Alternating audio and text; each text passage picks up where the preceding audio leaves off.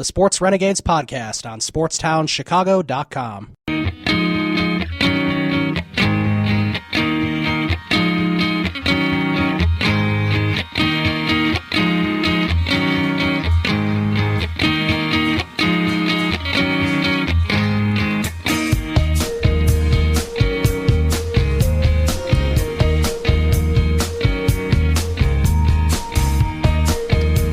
All right, welcome back to the Sports Renegades here on SportstownChicago.com. I'm Ryan Stuprich. And I'm Ryan Risky. Before we get to the Cubs and Brian Schlitter, we're just going to update you on some scores here. So let me refresh the page just to get it updated as best as possible. At halftime, the Cleveland Cavaliers are beating the Celtics 56-48. So not too bad for Boston. They put up 48 points in the first half. Chicago has an early 14-11 lead over Milwaukee. Now it's 15-11. They must have just made a free throw. 5:47 left in the first. And then later on tonight, Golden State and the New Orleans Pelicans play. And over in hockey right now, 9:32 left in the second period. Tampa Bay trails Detroit. Detroit's home. They trail Detroit 1-0. And the New York Islanders are losing now to the Washington Capitals 2-1. It's too bad that the Capitals won in overtime in that last game. I was really pulling for the Islanders. Yeah, so am I. I think I want them to win that series for sure. Later on tonight, of course, Chicago and Nashville. Chicago looking to close out that series. And then at 9 o'clock Central Time, Calgary and Vancouver play, and Calgary looks to advance as well. So that's a look at some of the NBA and NHL playoff scores. Now let's turn our attention to the Cubs as they split with the Pirates. Unfortunately, they really should have taken 3 or 4. They were pathetic losses. They had no business not winning one of these last 2 games. Right. And if you think I understand losing one. They really should have lost Tuesday when they ended up winning 9-8. I think that was Tuesday, or was that Monday? Yeah, that was Tuesday. Monday they won like 5-1. Yeah, when Arrieta pitched. Right. Tuesday they really should have lost. They ended up coming back and winning. But then yes, they should have won yesterday and today, and they just didn't get it done because of the darn bullpen. Yeah, I mean if you think about it, of the last 6 games that Brian Schlitter has appeared in, he's blown. Of 4 of the last 6 games Schlitter has appeared in, he blew. It's time to stop bringing him in. He ruined Chris Bryant's debut. I remember we were at the game. We were pissed. I mean, that was unacceptable. He gave up that darn 3-run homer. Although, to his credit, at least in that game, he did throw a strike, and the ump didn't call it, and that's partly why Madden got thrown out. It was a borderline strike. It wasn't like that one to Middlebrooks. It was like right down the middle. But, Castillo stood up and walked away. I mean, everyone started to walk away, and the ump didn't call it. That might have been one of the reasons. Umps don't like it when you make calls for them. Right. And then, of course, next pitch, I think it was the very next pitch. It was the very next pitch. He hit it homer to dead center. And then on Sunday, Schlitter came in and gave up a couple runs when it was tied at 2. Yeah, that was not good. They ended up losing that series. The positive out of this is that they didn't lose any ground to Pittsburgh. Everyone say the same. I think they lost ground to the Cardinals. That's they difficult part. Just lost a game again today. And don't forget, game in the standings. Yeah, and then Schlitter blew today's game. And then he tried to blow the game on Tuesday. He did try to blow the game on Tuesday. Luckily, the Cubs' offense was on fire. That Gonzalez German, he looked really good, especially that changeup. And Zach Rosscup's done a tremendous job since he's been called up. Phil Koch has done a nice job. Yeah, Phil Koch, Mott, a little shaky here and there, but he did pretty good. It'll be nice once Neil Ramirez comes back. I think Neil Ramirez will be back before Grimm, I'm thinking. Because I think Grimm was on the 60-day DL, wasn't he? I don't think so. Because it's been 15 days. It's been well over 15 days, hasn't it? I think he got hurt one of the last days in spring training. He did. I'm thinking, maybe something went wrong there, but Justin Grimm and Neil Ramirez should definitely be with the club, and and Brian Schlitter can move down, and James Russell can be called up any time now. Yeah, and another guy, Mott, hasn't looked that great. I mean, I think he'll get better as the season goes on. So the thing with Schlitter, the only pitch he throws is a fastball. I could walk up and throw fastballs to everyone. Yeah, you have to have some movement. You have to be, willing to just not throw plain old strikes. You have to, go up, down, over, around. Well, you know how it goes for pitchers. And, it's crazy. It's just every time Brian Schlitter comes in, he screws up. I mean, it's not just bad luck. He's just not a good pitcher. No, he's not. Clearly, he's not. He wasn't pitcher. good last year. I mean, every time I see him warming up, I just want to turn the TV off because I know what's going to happen. I remember how annoyed everyone was when he gave up that home run on Friday against the Padres in Chris Bryant's debut. I mean, and that home run wasn't like a cheapie. That went to dead center with the wind blowing in, and it went way out.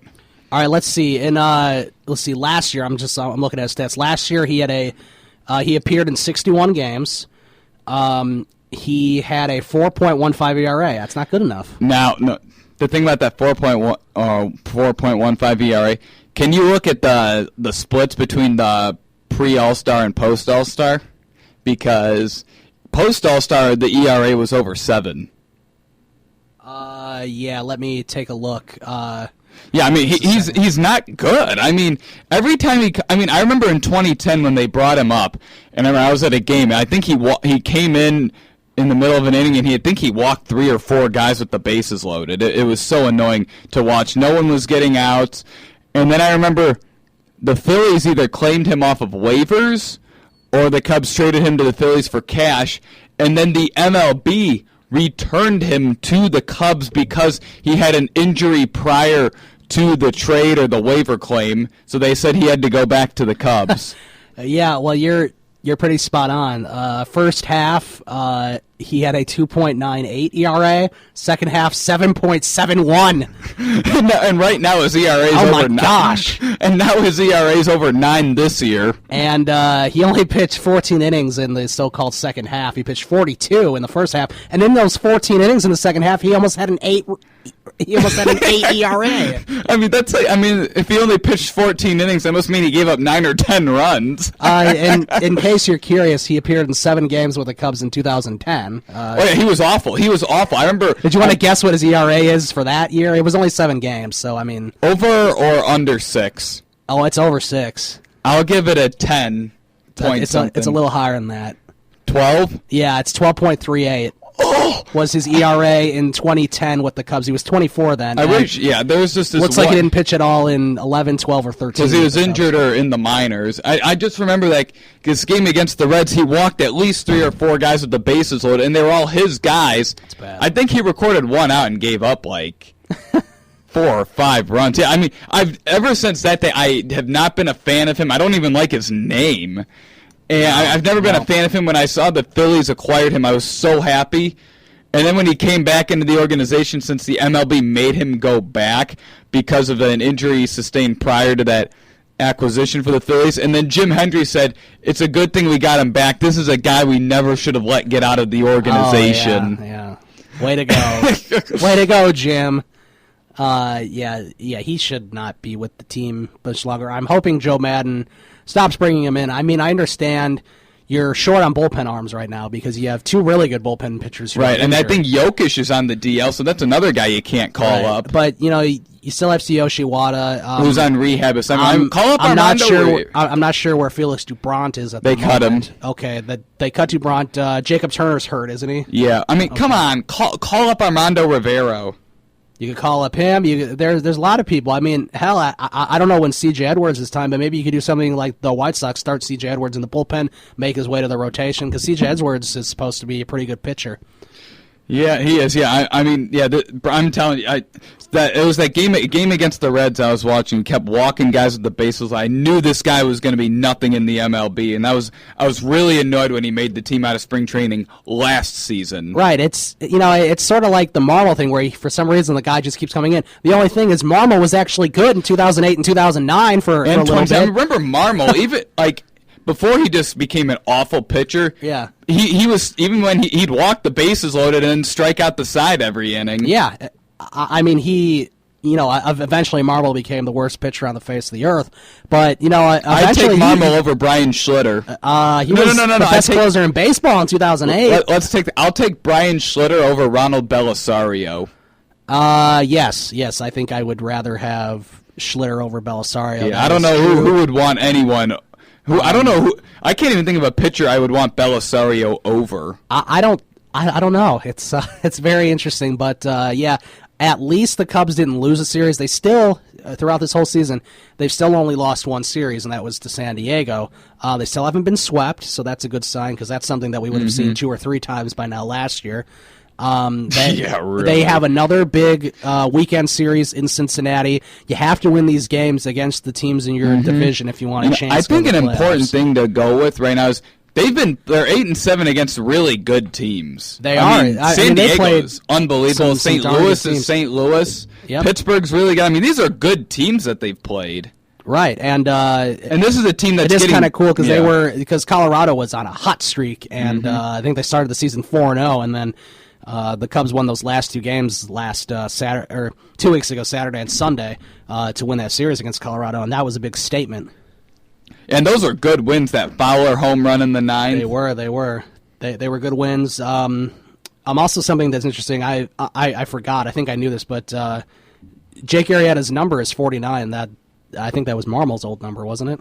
Yeah, I can say I'd rather have Arrieta. Yeah, I think he's a phenomenal. I think it's a good pitcher. thing we got Arrieta.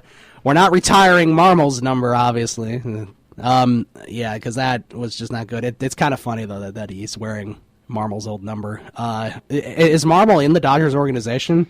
No, he got cut, I think, last year by the Marlins because he was pitching so bad. I think he might be. If you're too bad for the Marlins, I don't know where you can go. I think that the Reds signed him to a minor league contract. Okay, well.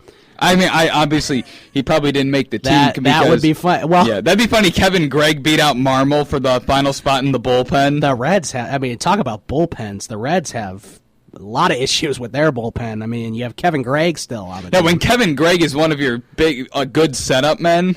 You do have a Aroldis Chapman who's really good, but other than that, I mean, they struggle. It's just sort of like, it's sort of like the Sox bullpen, where besides David Robertson, I mean, who do the Sox have that you can rely on and be confident? I mean, Zach Duke hasn't been good yet. Dan Jennings has been okay. Jake Petrichka, keeps getting sent down every 2 weeks. It's sort of. Who knows about how Carlos Rodon will adjust in a bullpen role? Yeah, I mean, he did bad his first, time out, but I'm not expecting your real debut is your second game. Yeah, well, that's when the either emotions... that or you can get your footing down on the road, which I wish they would have done with Brian, but they couldn't because they didn't have any infielders. Right, and your emotions will set in. And then by game 2, I did see one of your friends picked up Rodon in fantasy. Of course he did. That was my Sox friend, Mark. And Rodon's only listed as a starting pitcher? I did not know that. So my friend just lost the starting pitching spot just because of that. Kind of stupid. But yeah, he loves the Sox. He also has David Robertson. He has Avisail Garcia starting in the outfield, which I don't understand at all because there's probably 10 other outfielders on our free agent list that are better. I just picked up Jock Peterson on the Dodgers. Right. I mean, he has Jose Abreu, which is great. He traded for Chris Sale. He traded for Chris Sale. He traded for Quintana for me. So far, that's worked out for me. I mean, R.A. Dickey hasn't been that good, but he's been better than Quintana so far. Yeah, Quintana's been bad. I don't get why you'd pick up Rodon. And that's just asking to lose games when he's coming out of the bullpen, and he's only listed as a starter, so he can't even plug him in the relief pitcher spot. He's got a pretty good team, though. I think he's 2-0, isn't he? I think he's 2-0, and my brother are 2-0. Those are the two teams that are 2-0 right now in our fantasy league. We'll take a more in-depth look at our fantasy league tomorrow, for sure. And we'll also, I'm thinking we should bring back the thing where we pick the starting pitchers that I did on Fantasy Fanatics all throughout the season. That's something fun we could do tomorrow as well. Before we go to break. Right now, the Bulls and Bucks are tied at the end of the first quarter, 27-27. So the Bucks hanging around in the first quarter at least. Still halftime, Cleveland and Boston. They'll be getting underway soon. Detroit has scored again. They're up 2-0 over Tampa Bay. Washington still has that 2-1 lead over the Islanders. All right, we're going to take a break, and then we will come back and wrap up the show with our final segment. You're listening to the Sports Renegades podcast on SportsTownChicago.com.